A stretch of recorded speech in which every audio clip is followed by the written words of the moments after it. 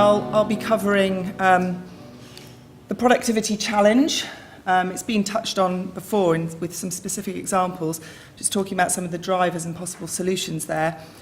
The relevance of Brexit and the NFU's work on looking at future domestic agriculture policy. The kind of priorities that we think there are within agricultural research, and touching on the latest government strategy, the industrial strategy. So we've got to be positive here. This is a time of great opportunity, whatever your thoughts about the result of the referendum. And these figures and facts, this is why farming's important, and important to the environment, to society, and to the economy. And as James mentioned, anyone listening or reading Michael Gove's speech at the Oxford Farming Conference can see that the government is convinced of the importance of technology in our industry, whether that be for environmental delivery or for the improvement of in productivity, even to create a step change in the way that British farming operates and competes on the global stage. But we mustn't be complacent. That's the danger. So I think Brexit is giving a renewed vigour, whether it's vigour or desperation, I don't know, but certainly a renewed vigour in all sectors. And all lobby groups are realising they've got to have something really important to say at this time.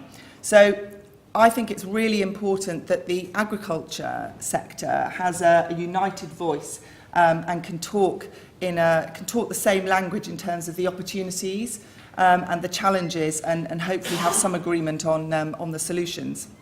And I think this kind of event is really vital in that. So it's giving that regional voice to the national conversation.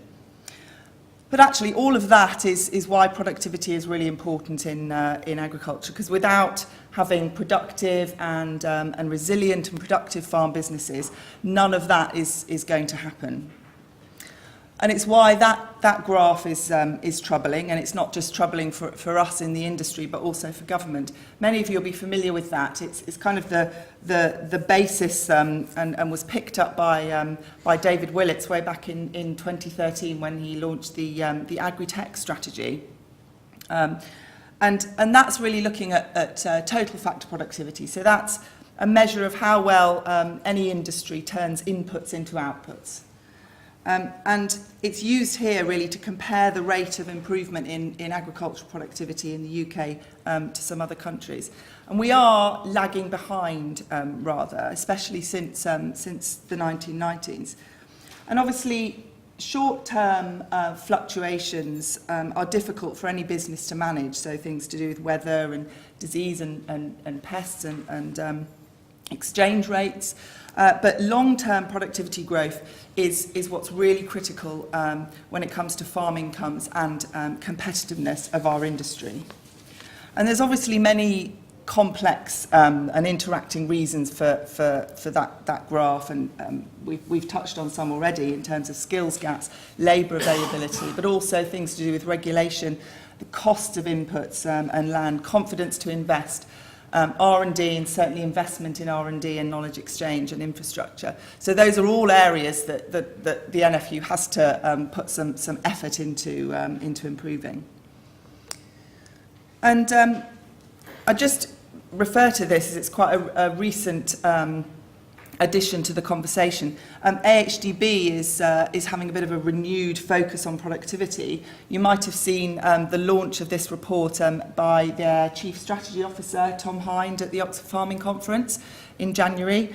And really he, in this report, was focused on two fundamental reasons for why productivity growth is important. Competitiveness, clearly that's important, but also natural environment. Again, as James talked about, natural capital is actually one really important driver of productivity. And within this report, and it's worth a flick through, it's not a heavy read, they talk about a plan. So there's a lot of people been talking about this for a very long time, including me. But eventually, we need to actually do something about it. And it's important that there is some kind of nationally coordinated strategy for research and innovation. And again, these conversations, I think, today really help towards that. A number of organisations, including the NFU, are talking about possibly the concept of what works for agriculture initiative or project. That this is a thing. If you Google it, it's what work centres are a government supported thing, and it's really about evidence-based policies and evidence-based change within the sector. The document also talks about greater coordination of knowledge exchange. We all know that there's lots going on out there, but it can be very fragmented and difficult to join up. And certainly, again, it's been mentioned, skills. There needs to be a really well-coordinated national skills framework for our sector. And then really ramping up that farmer-to-farmer learning, benchmarking and farm management skills. You would think that we'd all talked together, all the speakers, because it's great. So anyway, partnership is really important for this. There's not one organisation or initiative or project that is going to unlock these problems. It really needs the national picture, regional initiatives, local action, and dialogue is really important to get everybody together and share ideas. And that kind of dialogue doesn't actually come naturally to everybody, including, I find, many within government. There is quite a desire to stick to your little box and not talk to anybody about it. But we, organisations like the NFU, have to demand that dialogue and that open communication at every step. So we'll be working really closely with AHDB in 2018 to actually turn this more words into some kind of action that is going to change stuff, because I'm, to be honest, fed up of talking about it. And knowledge exchange is really the operative word here. It's not knowledge transfer anymore, because there's a lot of experience and knowledge within the industry, and we need that sharing. Again, exactly what's happening within this within Agri-tech Cornwall. So we have to talk about Brexit. I spend an awful lot of time thinking and working on this. So if it's done nothing else, it's kept some people in jobs, hasn't it? But really, the heart of NFU policy development around Brexit and working out what we're going to do in the post-Brexit era is around how to understand how UK farming can be more competitive. And the NFU first set out its a vision for future domestic agriculture policy in March last year, and we were looking at these kind of overlapping cornerstones of environment, volatility and productivity. And we launched some more detailed proposals across each of these three areas to the end of last year. And so all of those papers and detail and various analysis at different levels of detail can be found on the NFU website. We have a Brexit channel, as I'm sure everyone has a Brexit channel. But the emphasis of each of these cornerstones will really depend on the outcome of the Brexit settlement. And as somebody previously said, it's completely open and uncertain, isn't it? Depends on the settlement, depends on the trade agenda, and whether that's going to be positive or negative for farming. So we need to make sure that we're pushing for a flexible framework, and there needs to be a range of measures that businesses will be able to access, that we can move to over a period of years. But as I was talking to Patrick earlier, not such a long period of years that people just keep kind of kicking decisions down the road. So the NFU's vision is really that agriculture policy has to be comprised of these three key elements. And I'll focus on productivity because that's more of the theme for today, really. And it's a really complex puzzle, and it's not just agriculture that's suffering in terms of productivity, but it's only going to be therefore solved if we have a really integrated programme. So clearly R&D and innovation is there, knowledge exchange and skills, technology, advice, having the finance to invest in some of the things that can make businesses more productive. And obviously, you know, that other cornerstone, that volatility cornerstone, we want businesses to be able to be more productive so that they're more resilient to the volatility that has led to, in all countries actually, the need for that direct support. We'll always be there, but we need to make people more resilient to volatility and less reliant on support. And that ring round the outside is really just recognising and pushing the fact that this isn't just DEFRA. Clearly Michael Gove has a certain level of ego about him, but there are a lot of other government departments that have a lot of relevance to farming. Clearly science fits within its own department in Bays, planning, tax, digital connectivity, which I know is a big issue down here, and the industrial strategy, which I'll come on to later. Another key project for the NFU last year, and for me particularly, was looking at research priorities. So we launched this renewed report at the NFU conference in February last year, gosh, nearly a year ago. And because it's really important that we can actually articulate what it is that farming needs from research funders and providers without it having to turn into a great big long shopping list.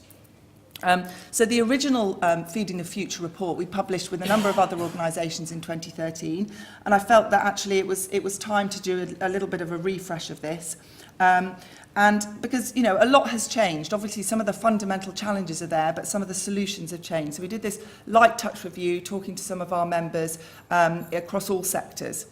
And the report looked at the key priorities across all sectors, and actually they align really well with the research themes that we heard about right at the beginning in the Cornwall Agri-tech project. So that's really good to see. So some of the key areas, data and the potential of data and digital technologies, automation, robotic technologies to deal with some of the challenges that we've got. Breeding, genetics, both for crops and for livestock.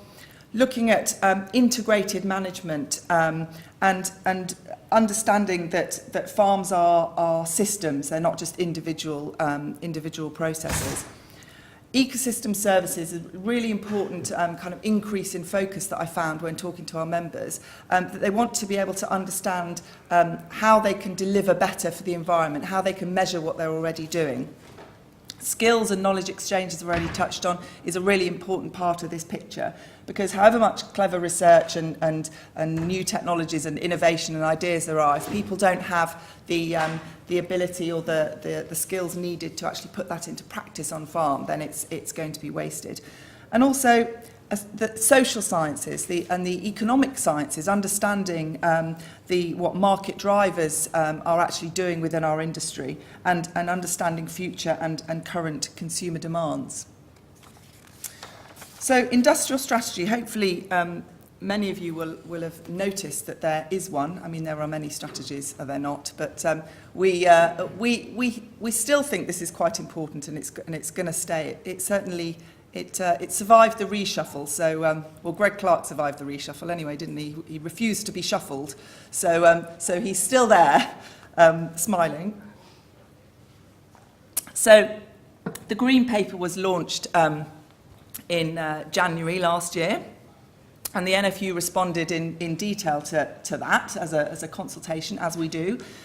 Actually, in the final paper, there was very, very little on agri-food, and lots of people threw their hands up in horror. Actually, I think there were a lot of enabling technologies mentioned within that Green Paper that are very relevant to agriculture. So I, ever the optimist, I kept smiling and carrying on. But there are two mechanisms really for signalling that signal government support here. There are sector deals, okay, whatever they are, we still don't really know. And then an industrial strategy challenge fund, and that's where the money is, and that's for R&D and investment, which I'm sure many of you will be aware of. Again, we're just waiting for announcements on that, so keep waiting. It's always in the spring, isn't it? Be in the spring everything comes in the spring, I don't know. And there were 10 pillars within that industrial strategy: R&D, skills, growth across the whole country, not just in the southeast, trade, and allowing businesses to grow. So around when the Green Paper came out, the NFU started driving a wide coalition of stakeholders, trying again to get everybody together so that people are saying the same things around a proposed sector deal for food and farming. And really the goal there was to transform the productivity of the agri-food supply chain through various innovation, whether it's innovation in regulation, in production methodologies, in exports, in delivery and so on. And what's needed, because we're still working on it, are transformative ideas, things that are going to really make a difference and not just requests for money. And networking, so networking is clearly very important. That's why I put that picture up. My colleague, Jonathan Scurlock, buttonholing the Bay's Secretary of State, Greg Clark, at an event about the industrial strategy last year. So the white paper arrived, and big success. So that was in November. Food and agriculture specifically had a lot of mentions. It's definitely not a done deal.